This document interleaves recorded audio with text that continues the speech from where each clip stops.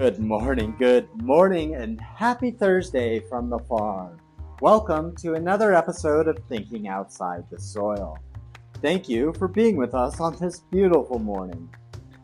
I'm just mopping up a small mess I made, but I wanted to jump on here to talk to you about meat birds, or better known as broilers in the industry. The first chickens that I raised were actually free-range broilers, and I was dating a girl a few years ago, and when I went over to her place one day, she was building a chicken coop. Like a lot of us that go to the feed store, she too came back with that little box full of chirp, chirp, chirp, chirp, chirp, and we fell in love.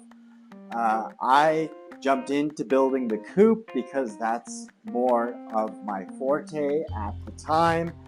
But, we spent every morning sitting on the stoop watching those birds just run around, scratch, and peck, and got to know what it means to be chicken people. And one of the things that I learned was that my Boston Terrier loves chicken poop. Though he is picky about the quality. It's funny, it's winter right now, and for any of us that have had or know Boston Terrier, or maybe do have one, they do not tolerate the cold at all. But he will follow me into the coop if he can, so he can eat all the poop. So I have to be mindful of that because it is not good on his gut. And like I've joked a couple times, we can't just let them eat whatever they want. We have a responsibility to be their stewards, if you will, in these relationships that we have. But just real quick before I talk about meat birds, if you like what you hear or you want to hear something else, please like and review the show. Hit the subscribe button. You'll get a little notification. It'll pop up so that you can get the brand new episode in your pocket every morning and listen to me talk about the things related to hydroponic fodder. One of the things that I never expected to see while I was doing research for my book was the number of farmers and ranchers that were using hydroponic fodder currently in their operation. And a lot of the research that we do have comes from outside the United States in respect to looking at hydroponic fodder for livestock.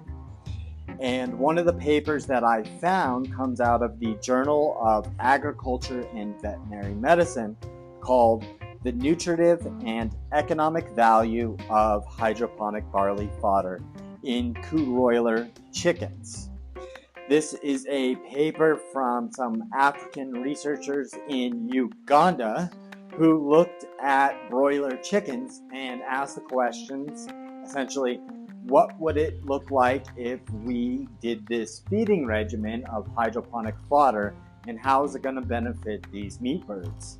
So the researchers took their flock and they separated them out, and they took one group and fed them some conventional feed. They took another group and gave them 100% barley, and then they figured out a mixed regimen of feed.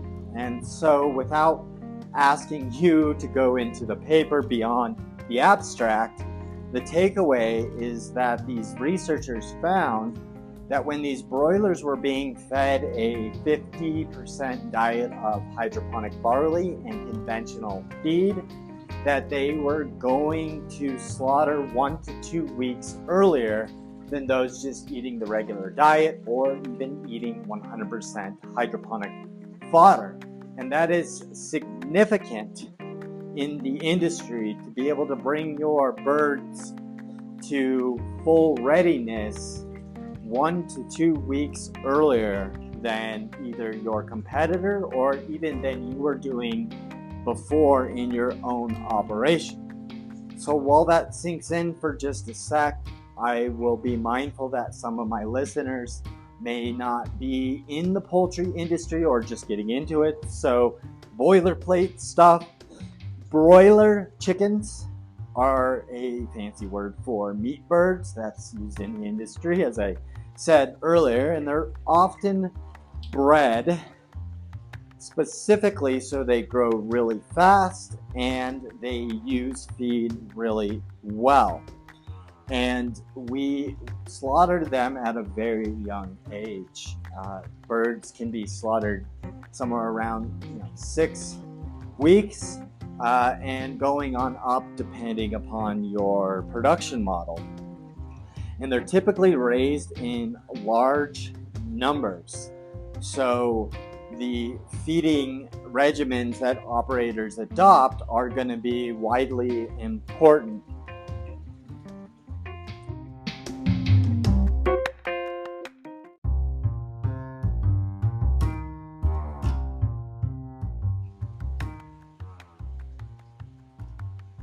So what's important about bringing broilers to slaughter sooner is that it's better for the farmer's pocketbook.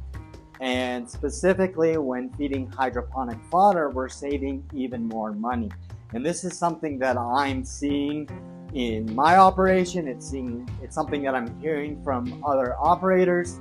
And it's why I want to study this and share this information about what we're doing, because in the research I see that they're doing a lot of this the old conventional way. So the researchers and farmers are growing this barley like microgreens, and I can test that the sprouted version is better because I can get more volume and it's easier on the operational process, so I'm saving time and ultimately using less labor to get it done for us. So that's about all I have for us this morning. If there's anything that you want to hear or would like me to go into even more, or perhaps you don't want to hear anything, let me know.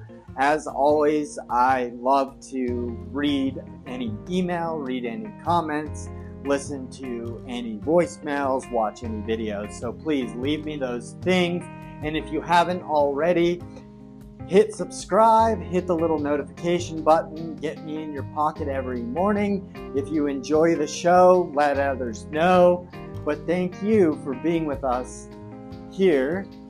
Take care and have a lovely day.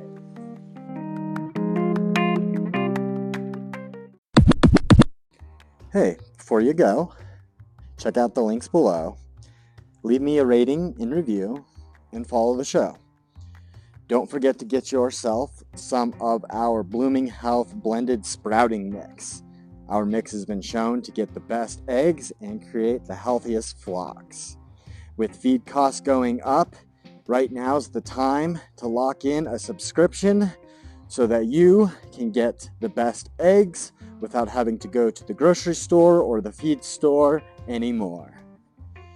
Check out the links below to get yourself some Blooming Health blended sprouting mix.